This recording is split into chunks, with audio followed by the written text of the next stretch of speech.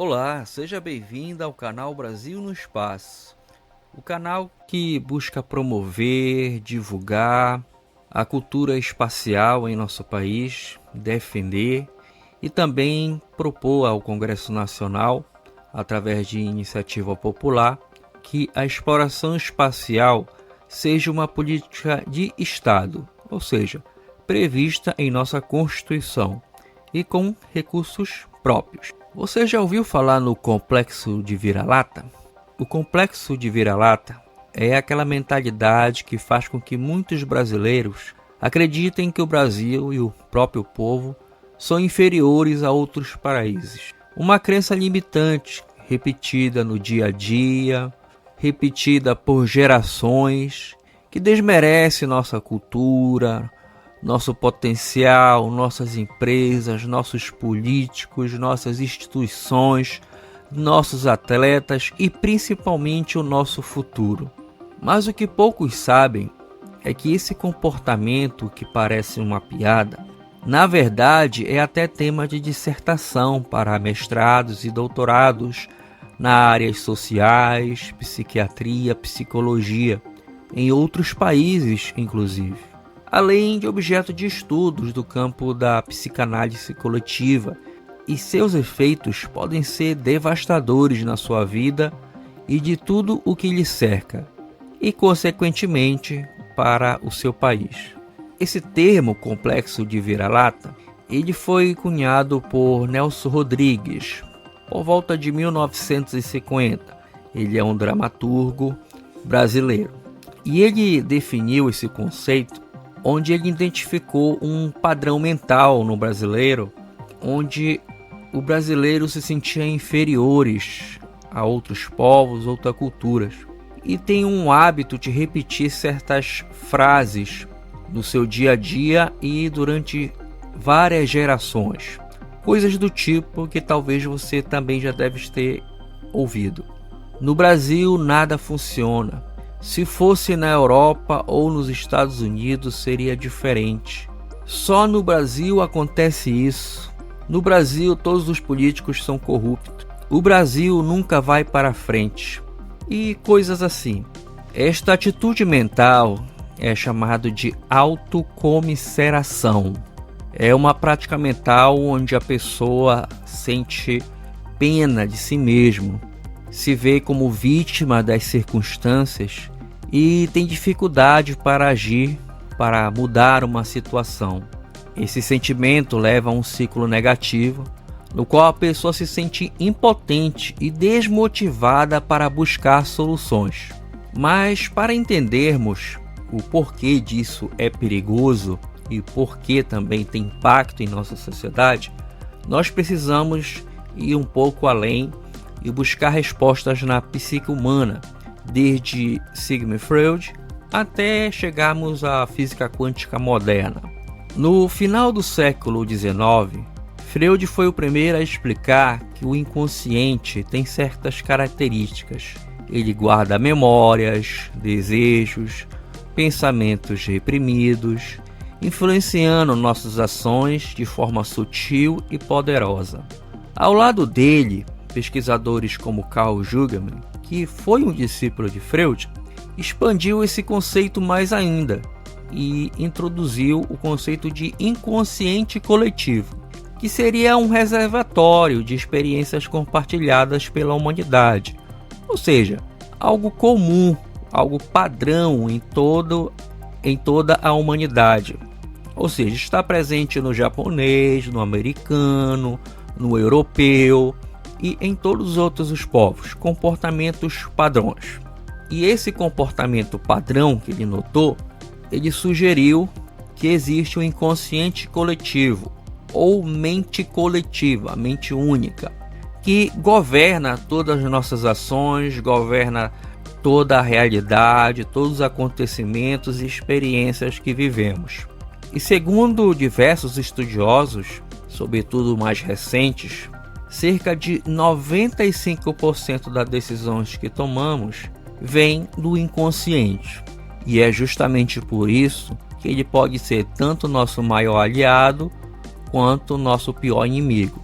dependendo de como alimentamos as ideias, as percepções sobre nós mesmos e o mundo ao nosso redor.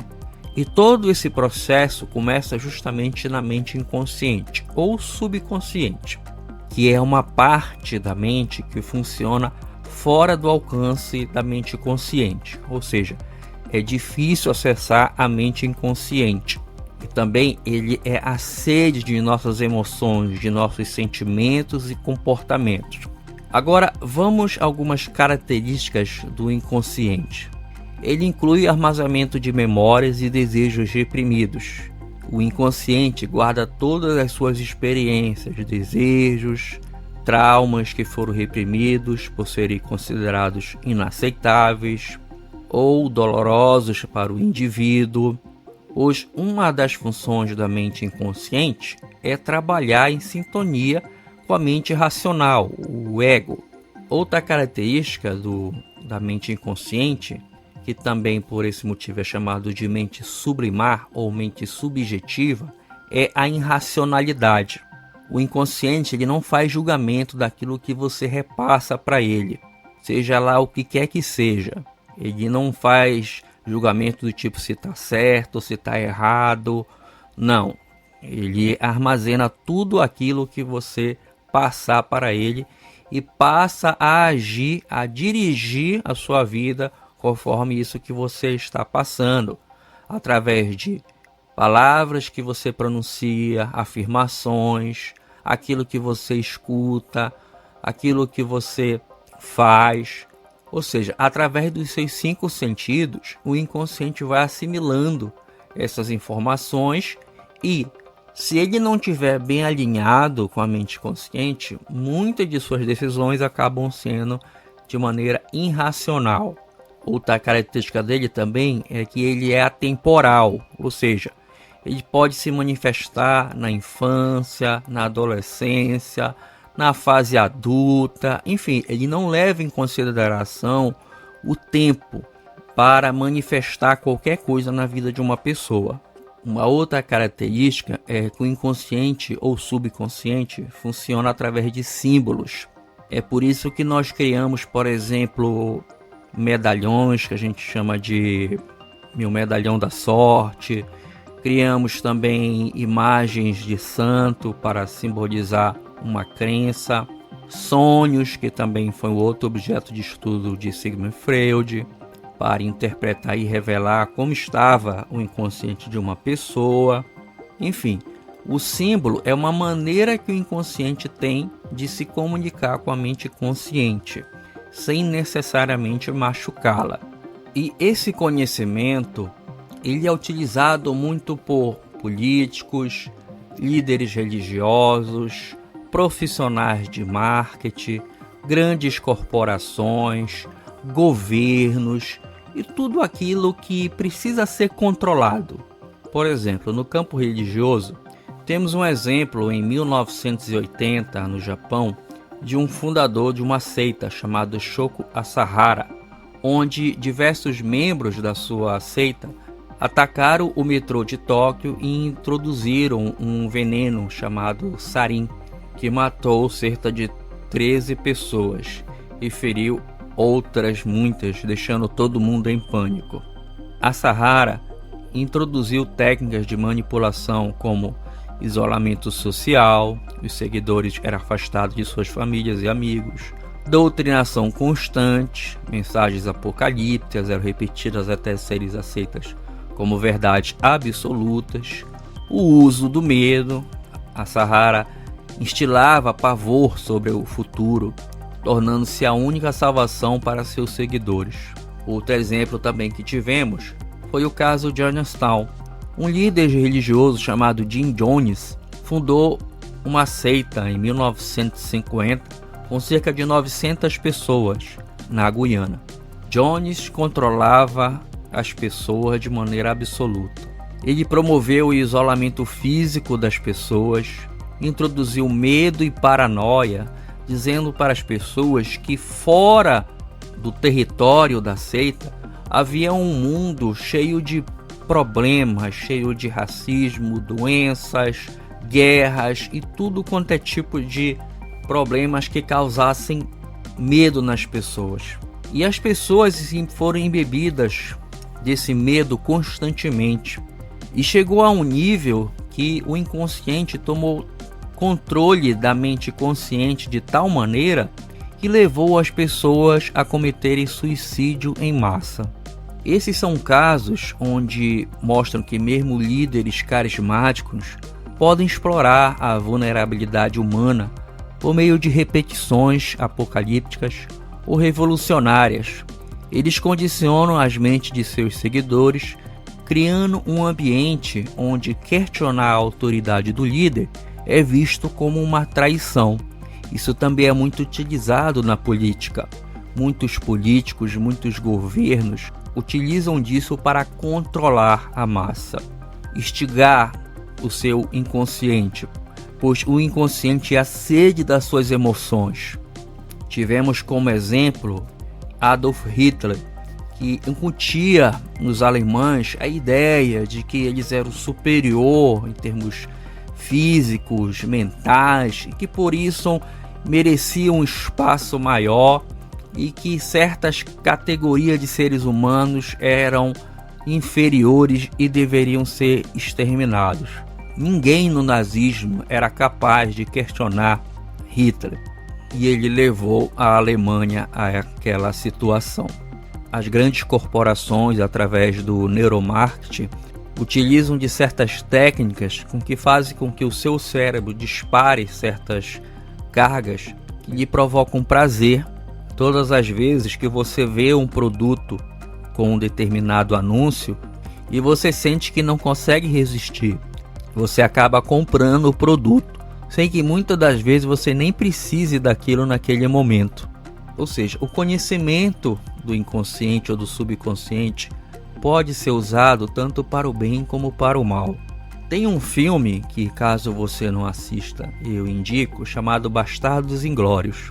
Há uma cena onde o personagem faz um discurso para a sua equipe e ele faz a seguinte menção em relação aos nazistas, abre aspas: "E quando os nazistas estiverem dormindo e seus subconscientes os estiverem torturando por tudo o que fizeram", fecha aspas. Há centenas de filmes que o inconsciente ou subconsciente é citado, só que muitas das vezes passa despercebido por você porque justamente você está distraído. E muitas dessas características do inconsciente você pode reparar no seu dia a dia. Por exemplo, quando você está andando de carro e falando ao celular ao mesmo tempo, você consegue falar no celular e dirigir o carro e chegar até o seu destino, sendo que a sua mente consciente está quase que completamente distraída com o telefone, com a conversa no telefone. E quando você menos percebe, você já chegou ao seu destino. Quando você também está caminhando e está pensando em outra coisa, quando também você percebe, já chegou ao seu destino. Esses são casos justamente que é quando o inconsciente assume o comando. Como ele tem a memória do caminho e tem todas as experiências que você vivenciou e mais as experiências do coletivo, ele assimila aquilo e põe em prática. E no momento em que você precisa, ele entra em ação.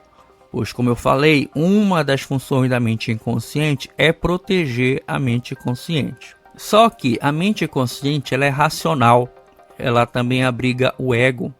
E como boa parte das pessoas não sabe dessa interação, muitas estão sob controle.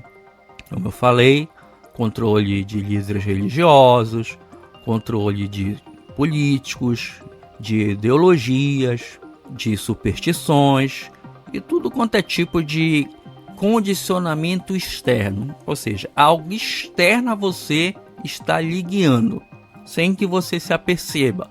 É como se você entrasse numa espécie de piloto automático. É aquela situação onde uma pessoa, vamos dizer que, por exemplo, um político vai e diz para você: olha, porque o problema é isso. E você, cheio de emoção, diz: sim, é verdade, é este o problema. Na religião acontece a mesma coisa. Se você observar, são colocadas músicas para que justamente ative os seus sentimentos. para justamente poder alcançar o máximo possível do seu subconsciente. E você ali embebido de muita emoção, você acaba fazendo certas coisas ou falando certas coisas que num estado normal de consciência você não faria. E isso é apenas o inconsciente, o subconsciente se manifestando. Não tem nada de sobrenatural, mas sim, como eu costumo dizer, divinamente natural.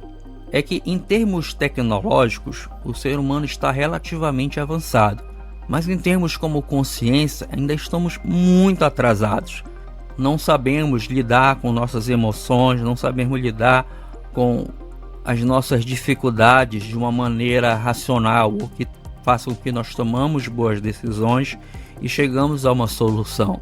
Como eu falei, você está hipnotizado por uma questão externa a você. E é isso que acontece no complexo do vira-lata.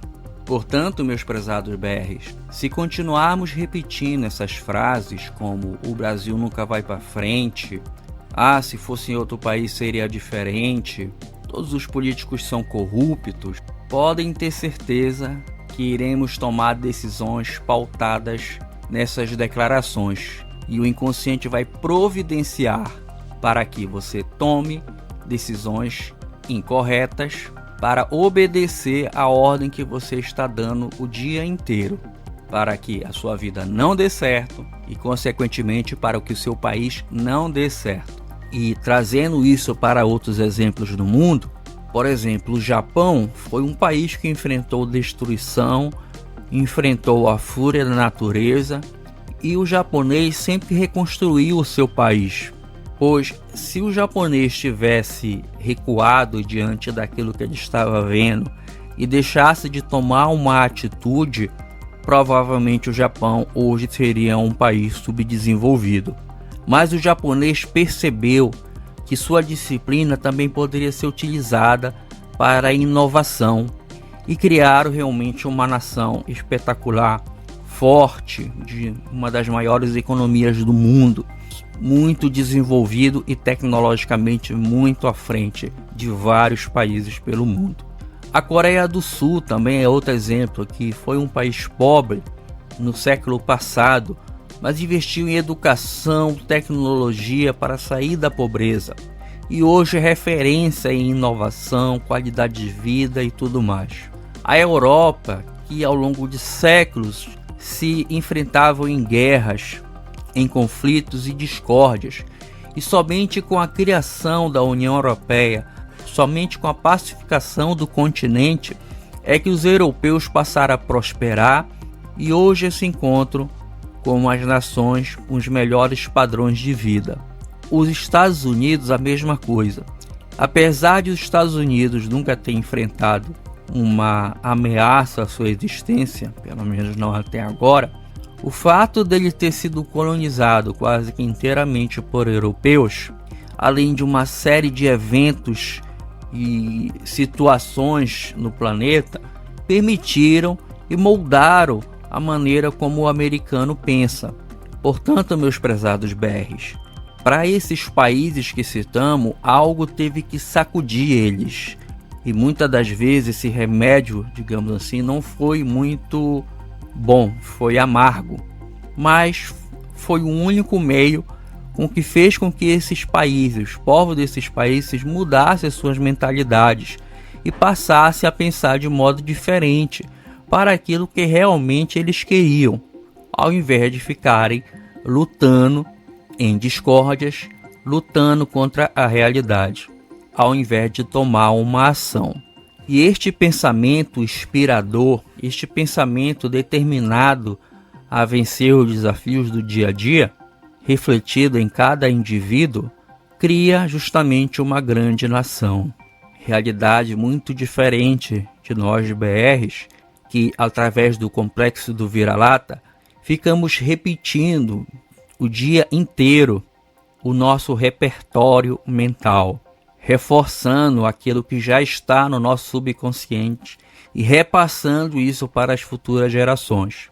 E aí, quando estamos cheios de problemas, saímos culpando todo mundo. Culpamos o governo, culpamos o sistema político, culpamos o vizinho, culpamos o nosso empregador ou nossos empregados, culpamos o sistema, enfim, achamos uma espécie de justificativa para aquela nossa situação, culpados, quando na verdade são apenas as suas decisões equivocadas que você está tomando, com base no que você vai se alimentando mentalmente durante dia após dia.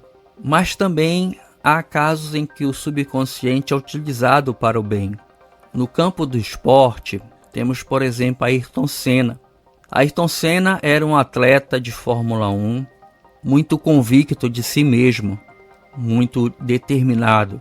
Ayrton Senna tinha o hábito de fechar os seus olhos e imaginar que estava pilotando um carro. Ele tornava aquela cena tão real, mas tão real, que foi justamente o que ele replicava nas pistas. E isso levou ele a ser tricampeão da Fórmula 1 e ser até hoje uma lenda para muitos pilotos e amantes do automobilismo a nível mundial. Outro exemplo é Arnold Schwarzenegger, talvez o maior atleta de fisiculturismo que o mundo já viu. Arnold foi atleta, político, ator, empresário. Ele estudou profundamente a relação entre mente e corpo para atingir a alta performance em tudo aquilo que ele fazia na vida. E hoje ele é um exemplo de um homem muito bem sucedido. No campo do desenvolvimento pessoal, temos Tony Robbins, um coach motivacional muito famoso no mundo todo, onde ele procura ajudar as pessoas a vencerem seus problemas internos, suas emoções, suas crenças, enfim, tudo aquilo que está bloqueando a vida delas. Na prática, é tirar as pessoas do estado de hipnose, pois uma das técnicas para acessar o subconsciente é a hipnose. E a hipnose no Brasil, ela não é considerada um tratamento terapêutico, diferentemente em outros países do mundo, sobretudo os Estados Unidos e Europa. Ela pode ser utilizada como uma terapia complementar, mas não é reconhecida pelos conselhos federais de psicologia, psiquiatria, medicina ou qualquer outro meio de tratamento de saúde.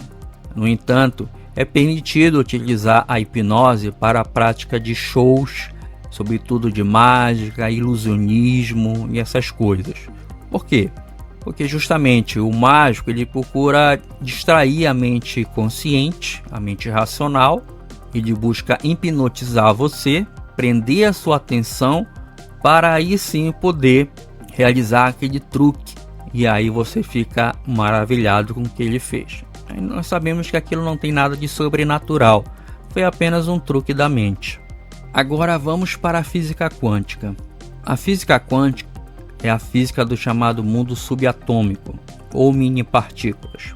A física quântica, através da experiência da fenda dupla, sugere que a consciência cria a realidade, cria suas próprias experiências. E esse efeito foi observado quando os cientistas passaram a analisar o comportamento de partículas de matéria. Eu deixo um vídeo aqui embaixo explicando mais detalhadamente a teoria da fenda dupla. E os cientistas disparavam certas quantidades de moléculas de átomos para atravessarem uma fenda. E ocorria exatamente como eles previam. Depois eles colocavam duas fendas, disparavam novamente o canhão de partículas e novamente as partículas também repetiam aquilo que eles estavam propondo. Só que eles perceberam que quando as partículas não estavam sendo observadas, elas se comportavam de uma maneira diferente. Ao invés de se comportarem como partículas, elas se comportavam como ondas gravitacionais, enfim, um outro formato, que fazia com que, na hora que disparassem essas partículas contra as fendas, o formato que elas formavam do outro lado era completamente diferente do que eles haviam pré-determinado. Ou seja, eles chegaram à conclusão que quando as partículas eram observadas, elas tinham um comportamento. Quando não, elas tinham um outro comportamento. Isso deixou os cientistas muito intrigados em relação às leis da física que nós conhecemos hoje. E até hoje é consenso entre os físicos que nós estamos ainda muito distantes de explicarmos a realidade que nós estamos, de explicarmos o universo que nós estamos. Por exemplo, a teoria do Big Bang, que sugere que a criação do universo aconteceu há 13 bilhões de anos atrás, através de uma explosão.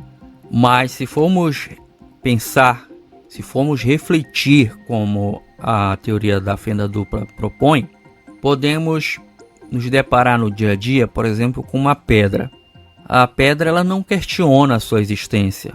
A pedra ela não analisa, ela não se faz essa pergunta: por que eu existo, para onde eu vou, de onde eu vim. Só a consciência pergunta, só a consciência responde. Portanto, fica aquela reflexão: o que veio então antes do Big Bang? E depois disso surgiram então várias outras teorias, como as teorias do multiverso, teorias de realidades paralelas, entre outras coisas, que procuram aí responder a pergunta, do que havia antes do Big Bang.